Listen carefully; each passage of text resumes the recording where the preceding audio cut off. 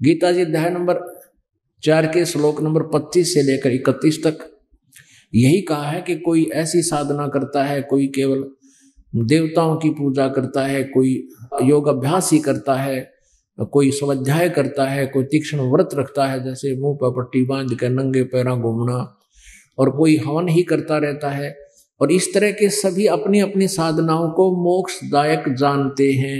इसलिए गीता जी अध्याय नंबर 4 के श्लोक नंबर 32 में कहा कि इस प्रकार के जो मैंने 24 गीता अध्याय नंबर 4 के श्लोक नंबर 25 से 31 तक जो जानकारी दी है यज्ञों की यानी धार्मिक अनुष्ठानों की, इस प्रकार के अनेक प्रकार के धार्मिक यज्ञ यानी अनुष्ठानों की जानकारी चौथे अध्याय के 32वें श्लोक में बता रहे हैं।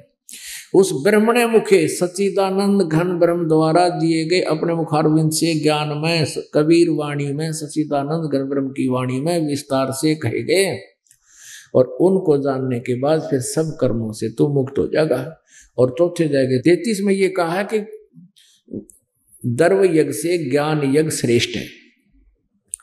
अब दर्व यज्ञ ये होती है कि जैसे कहीं मंदिर बनवा दिया और कहीं पर कोई धर्म भंडारा कर दिया है और कहीं पर कितना कांबड़ बांट दिए, तो कहते हैं अंधाधुंध कोई ऐसे क्रिया करने से अच्छा है श्रेयान यानी ज्ञान, ये ज्ञान यज्ञ श्रेष्ठ है। पहले ज्ञान समझ और ज्ञान के बाद फिर तत्व ज्ञान के आधार से फिर धर्म पुण्य कर, जैसे उस तत्वदर्शी संत बताओ तब लाभ होगा। गुरु बिन माला फेरते गुरु बिन देते दान, गुरु बिन दोनों निष्फल हैं, चाहे पूछो वेद पुराण। गीता जी में कहा कि कुपात्र को दिया हुआ दान विफल रहता है, कभी सफल नहीं होता।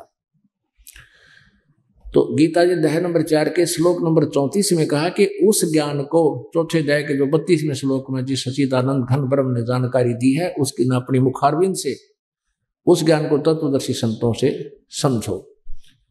वो तत्वदर्शी संत तुझे परमात्म तत्व का ज्ञान देंगे। गीता ज्ञान दाता से अन्य कोई परमात्मा है।